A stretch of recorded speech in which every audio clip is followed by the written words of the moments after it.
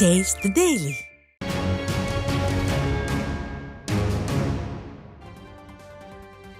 காஞ்சிபுரம், உத்திரமேரூர், ஸ்ரீபெரும்புதூர் ஆகிய சட்டமன்ற தொகுதிகளில் SIR பணிகளில் முறைகேடுகளில் ஈடுபட்டு வரும் திமுகவினரை கண்டித்து அதிமுக சார்பில் கண்டன ஆர்ப்பாட்டம் நடைபெற்றது.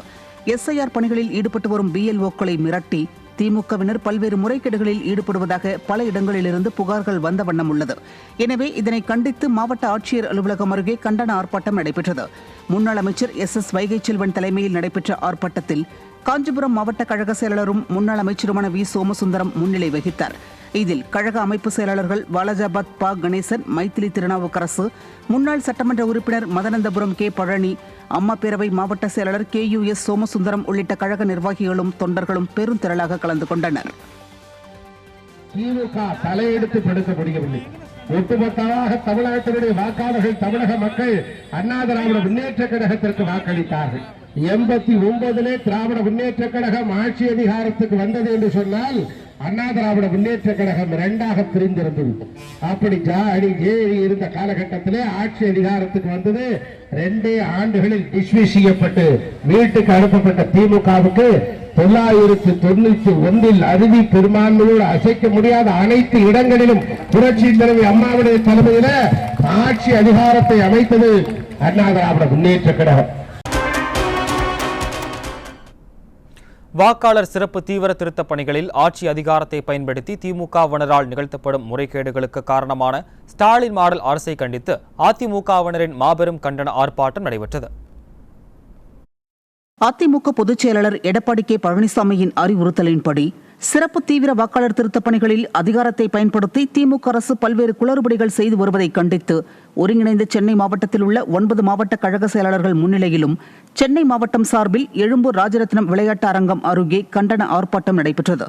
இதில் முன்னாள் அமைச்சரும் கழக மகளிர் அணி செயலாளருமான ப. வளர்மதி தலைமையில் கழக அமைப்பு செயலாளரும் முன்னாள் அமைச்சருமான ஜெயக்குமார் உள்ளிட்ட கழக நிர்வாகிகள் திரளாக கலந்து கொண்டு ஆர்ப்பாட்டத்தில் விடியா திமுக அரசை கண்டித்து முழக்கங்கள் எழுப்பினர். வாக்குச்சாவடி அலுவலர்களை மிரட்டாதே மிரட்டாதே சேர்க்காதே சேர்க்காதே போலி வாக்காளர்களை சேர்க்காதே சேர்க்காதே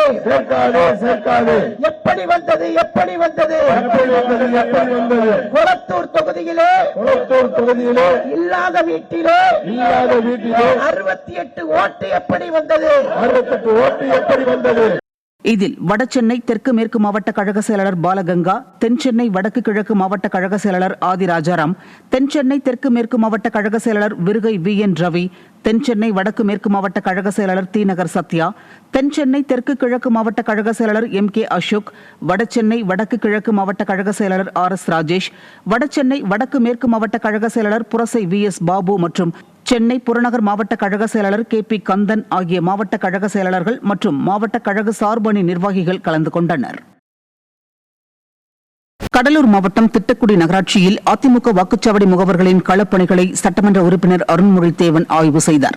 திட்டக்குடி நகராட்சியில் அதிமுக வாக்குச்சாவடி முகவர்கள் SIR பணிகளில் ஈடுபட்டு வந்தனர். இந்நிலையில் கடலூர் மேற்கு மாவட்ட செயலாளரும் சட்டமன்ற உறுப்பினருமான அருண்மொழித்தேவன் இந்த பணிகளை ஆய்வு செய்தார். அப்போது அவர் களப்பணியில் ஈடுபட்டு வந்த வாக்குச்சாவடி முகவர்களுக்கு ஆலோசனை வழங்கினார். இந்நிகழ்வின் போது கழக நிர்வாகிகள் பலர் உடனிருந்தனர்.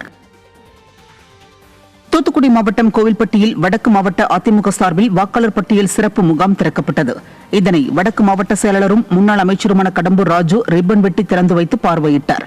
தொடர்ந்து SIR படிவங்களை உரிய முறையில் நிரப்புமாறு அறிவுறுத்தினார். கோவில்பட்டி நகர செயலாளர் விஜயபாண்டியன் தலைமையில் மத்திய பகுதி ஒன்றிய செயலாளர் பழனிசாமி, மேற்கு ஒன்றிய செயலாளர் அழகர்சாமி ஆகியோர் முன்னிலையில் நடைபெற்ற இந்த நிகழ்ச்சியில் அதிமுக நிர்வாகிகள் பலரும் கலந்து கொண்டனர். கோவை மாவட்டம் உடுமலை சட்டமன்ற தொகுதிக்குட்பட்ட சின்னம்பாளையம் மற்றும் சோழப்பாளையம் ஊராட்சிகளில் அதிமுக சார்பில் 50 லட்சம் மதிப்பீட்டில் புதிய தார் சாலை அமைக்கும் பணிக்கான பூமி பூஜை நடைபெற்றது. மின்னகர், MGR நகர் மற்றும் சந்திராபுரம், சக்தி நகர் பகுதி மக்களின் கோரிக்கையை ஏற்று அதிமுக சட்டமன்ற உறுப்பினர் உடுமலை ராதாகிருஷ்ணன் தனது தொகுதி மேம்பாட்டு நிதியிலிருந்து 50 லட்சம் ரூபாய் ஒதுக்கி புதிய தார் சாலை அமைப்பதற்கான பூமி பூஜையில் பங்கேற்று பணிகளை தொடக்கி வைத்தார்.